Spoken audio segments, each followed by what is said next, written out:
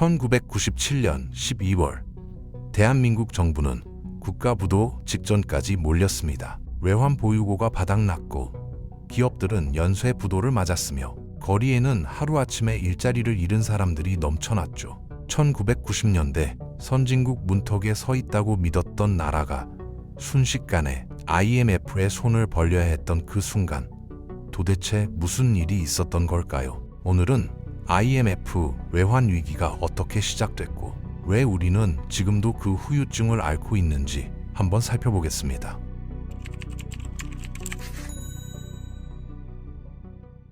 사실 외환 위기는 어느 날 갑자기 터진 게 아니었어요. 씨앗은 훨씬 전부터 뿌려져 있었습니다. 해방 이후 우리 경제의 뼈대를 이해해야 하는데 일제강점기를 거치면서 우리 경제 구조는 철저하게 식민지형으로 개조됐거든요. 해방되자마자 6.25 전쟁이 터지면서 나라는 완전히 폐허가 됐고 그야말로 맨바닥에서 다시 시작해야 하는 상황이었습니다. 문제는 시간이 없었다는 거예요. 선진국들이 수백 년에 걸쳐 이룬 산업화를 우리는 단 몇십 년 안에 따라잡아야 했으니까요. 자본도 없고 기술도 없는 상황에서 선택할 수 있는 방법은 제한적이었습니다. 결국 정부는 극단적인 결정을 내렸죠. 국가 주도로 재벌 대기업을 집중 육성하는 전략이었습니다. 해방 직후 일본이 버리고 간 공장과 땅들을 헐값에 특정 기업들에게 넘겼고 미국의 원조 물자도 이들 기업에 집중됐어요. 이렇게 탄생한 한국형 재벌들은 군사정부 시절 본격적으로 성장하기 시작했습니다. 제조업을 키워서 수출로 먹고 살자는 전략이었는데 당시 우리가 내세울 건 가격 경쟁력밖에 없었거든요. 싸게 팔려면 원가를 낮춰야 하는데 가장 쉬운 방법이 인건비를 줄이는 거였죠. 저임금 정책이 고착화됐고 국민들의 희생 위에 경제 성장이라는 건물이 올라갔습니다. 1960년대에서 1970년대에 걸쳐 경공업에서 중화학공업으로 빠르게 전환했는데 이 과정에서 노동자들은 하루 12시간씩 일하면서도 제대로 된 임금을 받지 못했어요.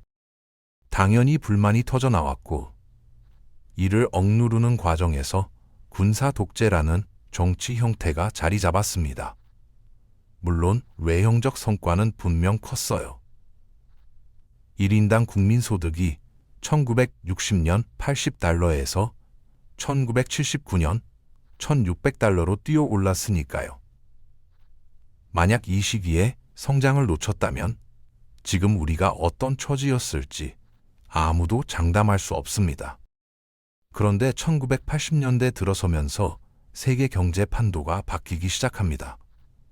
일본이 제조업으로 미국을 압도하자 미국은 금융업을 무기로 세계 경제를 재편했어요.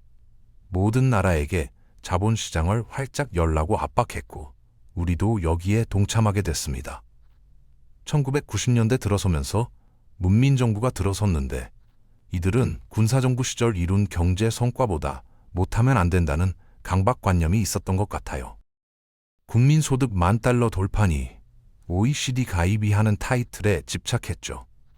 1996년 OECD 가입은 정말 큰 이벤트였어요. 선진국 클럽에 들어갔다고 온 나라가 들떠 있었습니다. 문제는 우리 경제가 아직 제대로 준비되지 않았다는 겁니다. 수백 년 동안 시행착오를 거치면서 자본주의를 다듬어온 선진국들의 흉내를 내기 시작한 거예요. 대책 없이 문을 열고 글로벌 금융경제에 뛰어들었습니다. 정부 개입을 줄이고 자유시장 경제로 간다는 명분도 있었지만 애초에 선택의 여지가 없었어요. 당시 세계 경제의 흐름이었으니까요. 근데 준비가 전혀 안 돼 있었습니다. 금융이나 자유시장 경제에 대한 이해도가 거의 없었거든요. 한마디로 초등학생이 주식시장에 뛰어든 격이었죠. 자유라는 건 제대로 된 시스템 위에서 작동하는 건데 당시 한국은 최소한의 감독조차 제대로 작동하지 않았어요. 자유가 아니라 방치였습니다. 기업들은 정말 무분별하게 사업을 확장했어요. 문어발식 경영이라는 말이 이때 나온 겁니다.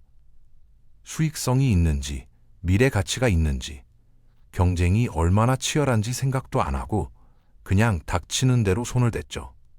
국가와 은행이 대출을 너무 쉽게 해주니까 전부 빚으로 굴린 겁니다.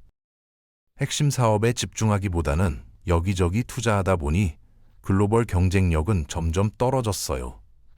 삼성이 건설도 하고 백화점도 운영하고 화학도 하고 전자도 하는 시기였으니까요. 현대는 자동차, 건설, 전자, 조선, 중공업을 다 했고 대우는 자동차부터 건설, 전자, 증권까지 손대지 않은 분야가 없었죠. 당장 적자가 나는 사업이 한두 개가 아닌데도 몸집만 키우는데 열중했습니다. 1997년 초에 한보철강이 부도났을 때만 해도 대수롭지 않게 생각했어요. 그런데 3월에 산미그룹, 4월에 진로그룹, 7월에 기아자동차까지 줄줄이 부도가 나기 시작했습니다. 재벌 30대 그룹 중 절반 이상이 부실 기업으로 분류됐죠. 은행들은 이런 기업들한테 묻지도 따지지도 않고 돈을 빌려줬어요. 재무 구조가 탄탄한지, 사업성이 있는지 제대로 보지도 않았습니다. 그 돈도 자기 돈이 아니라 외국계 은행에서 빌려온 돈을 다시 빌려준 겁니다. 더 심각한 건 이걸 감독해야 할 정부가 오히려 뒤를 봐주기 바빴다는 거예요. 국가 전체가 빚으로 잔치를 벌인 셈이죠. 자본시장 개방하고 글로벌 금융경제에 들어가서 한다는 게 외국에서 마구잡이로 돈을 빌려다가 돈놀이 하는 거였습니다. 여기에 또 다른 문제가 있었어요. 경상수지 적자였습니다. 수출보다 수입이 많았거든요. 보통 이럴 때는 자국 화폐 가치를 떨어뜨려서 해결하는데 당신은 그 방법을 쓸 수가 없었어요. 외국 빚이 너무 많았으니까요. 원화 가치가 떨어지면 갚아야 할 빚이 더 커지는 구조였습니다. 원래 1달러 빌렸으면 1,000원 갚으면 되는데 환율이 오르면 1,200원을 갚아야 하는 거죠. 이러지도 못하고 저러지도 못하는 상황에서 경제는 안에서부터 썩어가고 있었습니다. 전문가들이 계속 경고를 보냈는데 정부는 이를 악물고 무시했어요. 그러다가 결정타가 날아왔죠. 바로 아시아 금융위기였습니다. 위기가 한국에서 먼저 터진 게 아니에요. 1997년 태국을 시작으로 동남아시아 국가들이 도미노처럼 무너지기 시작했거든요. 해외 은행들과 투자자들이 발등에 불이 떨어진 겁니다. 빌려준 돈이나 투자한 돈을 회수하지 못할까봐 아시아에 박힌 돈을 싹 다 빼내기 시작했고 그 대상에 한국도 포함됐죠. 그동안 한국에 빌려준 돈은 만기가 돼도 굳이 받아내지 않았어요. 만기 연장을 해줬습니다. 그래야 이자를 더 오래 받을 수 있으니까요. 당시 한국은 한강의 기적이니 아시아의 용인이 하면서 잘 나가고 있었으니 문제없어 보였던 거죠. 하지만 상황이 달라졌습니다. 아시아가 초토화될 판인데 한국도 당장 돈을 뱉어내라고 독촉하기 시작한 겁니다. 빚으로 굴러가던 한국 경제에서 빚을 회수하고 투자금을 빼내니까 나라가 무너지기 시작했어요. 기업들과 은행들이 줄줄이 파산했습니다. 평생 돈 갚으라는 말 안 할 줄 알았는데 계속 연장해 줄 줄 알았는데 갑자기 상황이 바뀐 거죠. 해외 자본이 한국을 탈출하기 시작했는데 원화를 들고 나가지는 않잖아요. 쓸 데도 없는데요. 달러로 바꿔서 나갔습니다. 원화를 팔아치우니까 시장에 원화가 엄청나게 많이 풀렸고 원화 가치가 떨어졌죠. 앞에서 말했듯이 원화 가치가 떨어지면 외국에 갚아야 할 빚이 더 커집니다. 가뜩이나 빚 독촉받는데 이러면 안 되잖아요. 정부는 보유하고 있던 달러를 팔아서 원화를 사들이기 시작했어요. 시장에 풀린 원화를 회수하는 겁니다. 이러면 원화 가치가 다시 올라가니까요. 문제는 외국인들이 원화를 계속 팔아대니까 정부도 계속 달러를 써야 했다는 겁니다. 달러를 매일같이 쏟아부었죠. 그러다 결국 어떻게 됐느냐? 외환 보유고가 바닥난 겁니다. 나라에 달러가 없다는 건 정말 심각한 문제예요. 해외에서 빌린 돈을 갚을 수 없다는 말이고, 물건을 수입할 때 대금을 칠 수 없다는 말입니다. 이러면 다른 나라들이 우리랑 거래하려고 할까요? 안 하겠죠. 나라의 모든 대외 거래가 중지되는 겁니다. 국가 부도 직전까지 간 거예요. 이제는 혼자 힘으로 해결할 수 있는 단계를 넘어섰다고 판단했고, 1997년 11월 IMF에 구제금융을 신청하게 됩니다. 빚을 갚기 위해서 또 빚을 지는 상황이었죠. 그런데 망하기 직전까지 간 나라한테 아무 조건 없이 돈을 빌려줄까요? IMF 입장에서도 보험이 필요했습니다. 그래서 여러 가지 조건을 걸었는데 문제는 이게 너무 가혹했다는 거예요. 나중에 IMF 총재조차 우리가 조금 심했다고 인정했을 정도니까요. 요구사항은 크게 4가지였습니다. 기업 구조 조정, 노동시장 유연화, 금리 인상, 자본시장 개방이었어요. 기업 구조 조정은 부실 기업들을 정리하라는 겁니다. 적자만 내는 좀비 기업들 싹 다 부도 처리하라는 거죠. 당연히 이 과정에서 일자리를 잃는 사람이 엄청나게 나올 거잖아요. 1998년 한 해에만 150만 명이 일자리를 잃었습니다. 실업률이 7%까지 치솟았어요. 대기업 직장인들이 하루아침에 거리로 내몰렸고 가장이 실직하면서 가정이 파탄나는 경우가 속출했죠. 이혼율이 급증했고 자살률도 크게 올라갔습니다. 그래서 노동시장 유연화를 요구한 겁니다. 사람을 자르기 쉽게 하고 비정규직을 확대하라는 거였어요. 원래 한국은 첫 직장이 평생 직장이라는 개념이 강했거든요. 직장인도 애사심을 갖고 일했고 기업도 책임을 지려고 했습니다. 공무원이 초인기 직종이 된 것도 이때부터예요. 예전에는 어디든 정년이 보장됐으니까 굳이 공무원을 할 메리트가 없었는데 이제는 정년 보장이라는 게 중요한 가치가 된 거죠. 그리고 금리를 30%까지 올리라고 했는데 이게 요즘 같은 저금리 시대에서는 상상도 할 수 없는 살인적인 금리입니다. 명분으로는 물가 상승을 막기 위한 거라고 했지만 빚이 많았던 기업들은 이자 부담을 감당할 수가 없었어요. 자연스럽게 도미노처럼 파산했습니다. 대출받아서 내 집 마련한 중산층도 이자를 감당할 수 없었죠. 월급의 절반 이상이 이자로 나가는 상황이었으니까요. 가뜩이나 정리해고 당해서 버는 돈도 없는데 말이에요. 헐값에 부동산 매물이 쏟아져 나왔고 이때 중산층들이 대거 몰락했습니다. 강남 아파트 값이 반토막 났고 지방은 더 심했어요. 나중에는 금리를 낮춰주긴 했지만 이미 엎질러진 물이었죠. 마지막으로 요구한 게 자본시장 개방인데 헐값에 매물로 나온 기업이나 은행, 부동산을 외국계 자본이 살 수 있게 만들라는 거였어요. 외국계 투자은행들이 한국 기업 지분을 대거 사들였고 제1은행과 한미은행 같은 주요 은행들이 외국계로 넘어갔습니다. 오죽하면 이게 다 망하게 한 다음에 선진국들이 공짜로 먹으려고 한다는 음모론까지 나왔겠어요. 어쨌든 우리는 IMF에서 빌린 돈을 원래 갚기로 한 날짜보다 빨리 갚았습니다. 어떻게 갚았느냐? 일단 우리가 IMF의 요구 조건을 깔끔하게 받아들였어요. 지금에 와서는 국민들 등을 쳐먹었다는 논란이 조금 있지만 당시에는 금 모으기 운동을 하면서 열심히 갚아 나가겠다는 의지를 보여줬습니다. 외국 채권자들이 이 애들 참 장하다 싶었던 거죠. 빚 갚는 날짜를 조금 연장해주고 이자도 조금 깎아주면서 대외 신용도가 회복됐어요. 바닥을 치던 주가나 원화 가치도 회복됐습니다. 그리고 부실 은행들과 기업들이 청산되면서 기업들은 문어발을 잘라냈어요. 적자 사업을 접고 핵심 산업에 집중하면서 전문성을 갖추게 됐고, 글로벌 경쟁력이 생기니까 수출 시장도 확대됐죠. 당시 삼성이나 LG에서 만든 디스플레이, TV, 휴대폰 같은 게 주력 상품이었습니다.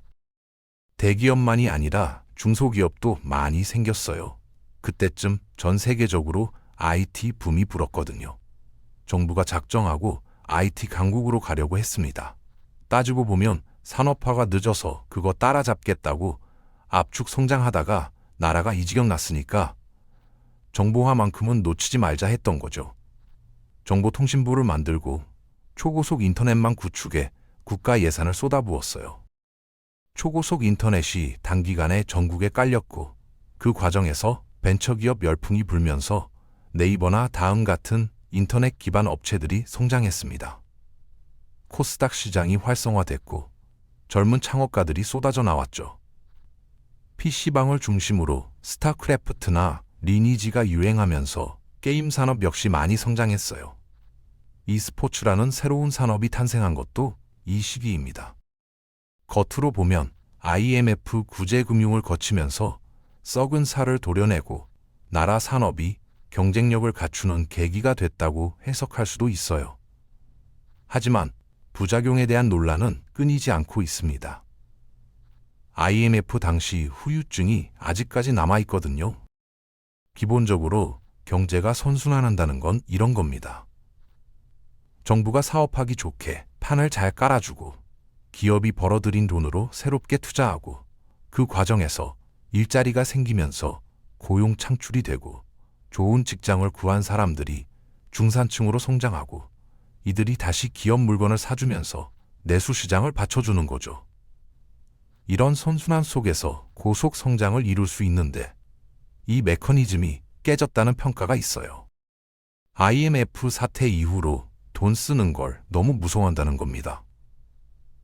정부도 돈을 안 쓰고 기업도 투자를 안 하고 고용이 불안정하니까 국민도 돈을 안 쓰고 전체적으로 나라에 침체가 온 거죠. 기업들의 사내유보금은 1,000조 원을 넘어섰는데 투자는 하지 않아요. 그리고 빈부격차 역시 심해졌습니다.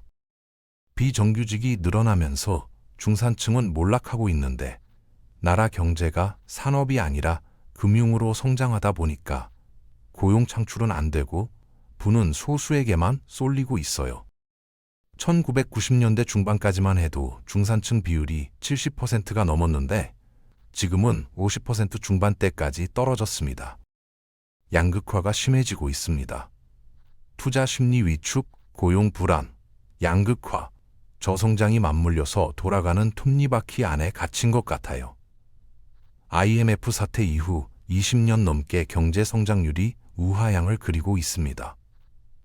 좌우를 막론하고 그동안 어떤 정부도 이 흐름을 막지 못하고 있어요. 구조적인 문제에 빠진 거죠. 돌이켜보면 우리는 위기에 빠질 때마다 국민들이 직접 외국에 나가서 돈을 벌어왔습니다.